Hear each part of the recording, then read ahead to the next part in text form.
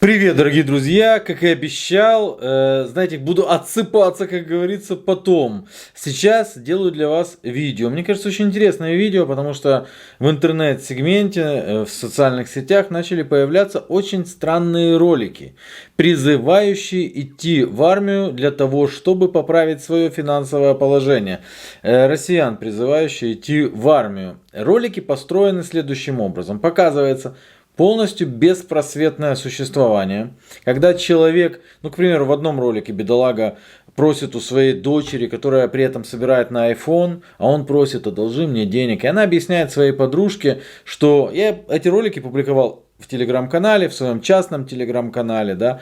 В общем, она говорит, что типа: папа, он на самом деле служил, он герой, но сейчас у него нет денег, сложная ситуация, на заводе не платят. Такое впечатление, что 90-е. И вот они вот так вот построены, эти ролики. И папа, конечно, в итоге, он идет в армию и уже возвращается и дарит дочурке iPhone. И это все под патриотические лозунги и все такое. И показывается вот жизнь беспросветная молодых людей, которые только пьют, сидят, ничем не занимаются, и все тут говорит один из них, что нет, вы знаете, пора что-то менять. Пойду-ка я, и он идет, и уже едет на машине. Показано, он уже едет на машине, какая-то там Лада у него, и уже друзья ему завидуют, и некоторые сами уже спешат ехать воевать в Украину. Вот так вот построены все эти ролики. Я высказал свое предположение по поводу того, кто делает эти ролики. Они не предназначены для СМИ, они предназначены для определенной категории населения. То есть, если такой ролик, условно говоря, показать где-то в Улан-Удэ людям отдельным, которые влачат вот такое существование, он им зайдет. Он понятный, он максимально приземленный, этот ролик. И, собственно, показывается: иди, воюй за деньги.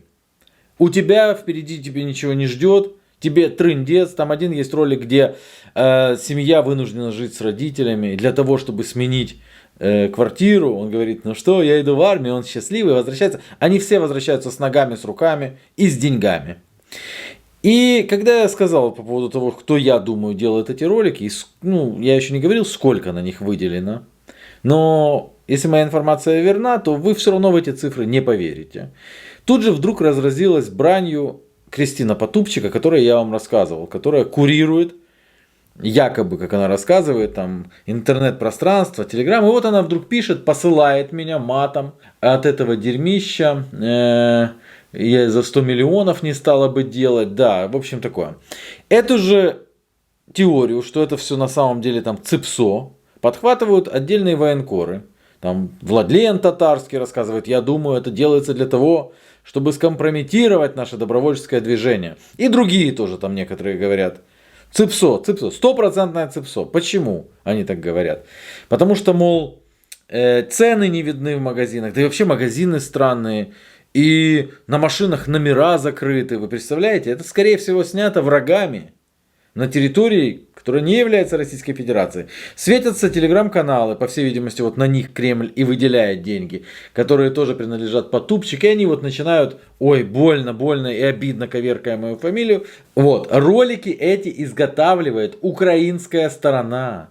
И снимаются они где-то на территории современной Украины, или может в Прибалтике, а затем форсятся через Двач, Медузу и Петушария. Это типа они коверкают фамилию. Так, странное лого бренда. В России такого нет. На холодильнике в якобы русском магазине. Клавиатура без русской раскладки. Завешенные номера у старых Жигулей. Мы уже не говорим о том, что общий антураж в роликах странный. Ни одной узнаваемой российской улицы. Автомобили, которых уже в Подмосковье не найдешь. Типичные прибалтийские интерьеры в домах. Отсутствие вывесок. На полках в магазинах ни одной российской рекламы. Полки полупустые.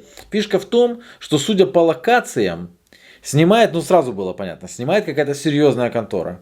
Мы связались с этой конторой и предложили им снять за деньги рекламные ролики якобы нашей компании. Они отказались.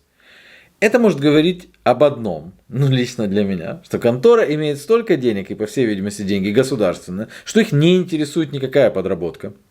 Это чисто предположение, а теперь давайте немножечко по фактам. В одном из роликов, где друзья бухают в деревне, а один из них берется за голову, едет, вступает в армию и так далее, засветился магазин. Собственно, друзья там и встречаются, а одни выходят с пивасиком, а друг, в общем-то, взялся за голову, говорит, переезжаю там и все такое. Вот так заканчивается этот ролик, кстати. Защити Россию. Пойди воевать. В общем, вот этот магазин. Вот он же, но без снега. Вы, конечно, можете спросить, а каким таким образом, Шери, у тебя появилась эта фотография? Что это? Наверное, Прибалтика, скорее всего, да, или Украина. Ну, причем, когда они сказали, что ни одного типа знакомого пейзажа, я смотрю и вижу типично российские улицы, но это было странно. Ну, в общем-то, отличный сервис Яндекс. Картинки, он намного лучше, чем Google картинки. Вот это я могу сказать точно. И поэтому вы без проблем можете обнаружить этот магазин в Солнечногорском районе под Москвой. Есть адрес этого магазина, есть все. Это просто. Это было очень просто. Но теперь давайте ролик про дедушку. Вот он меня больше всего зацепил. Вот дедушка заходит в магазин, покупает он хлеб. И причем-то какую-то мелочевку там. Вот сосисочки взял бедолага. А кошелечек, ой-ой-ой-ой-ой, и мелочишки даже нет. В общем, вот вы видите, как раз таки показан такой дедушка, современная Россия. И он, денег нет. И что дедушка решает сделать? Он решает продать свою машину, копеечку. И видно, она надраенная такая. То есть она его, просто уже член семьи. Вот он надраивает, вон его внучок бегает. Что-то говорит, ну что, продаем? Он типа, да, продаю. Может, не будешь продавать свое? Он такой, нет, буду продавать. И вот он сидит и вот, знаете, лупатыми глазами смотрит. Реально цепляющий ролик. Сделаны ролики хорошо. Тот дурак, который будет вам говорить, что ролики сделаны плохо, нет, сделаны они хорошо. И они должны заходить определенной категории населения. Вот дедушка, в общем, смотрит. Внук сзади, деда.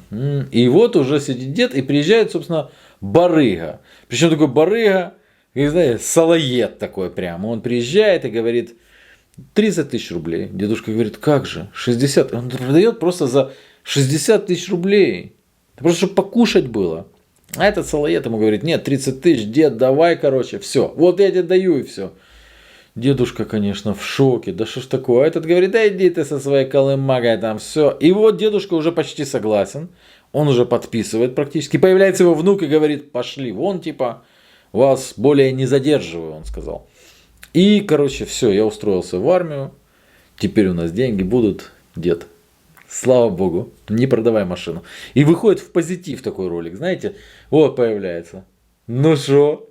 А тот смотрит, не понял, что такое? Не будет, пока. Этот плюет в сердцах, тьфу, пошли вы. Но сделать ничего не может. И уходит. Смотрите, друзья, есть там ролики про коллекторов.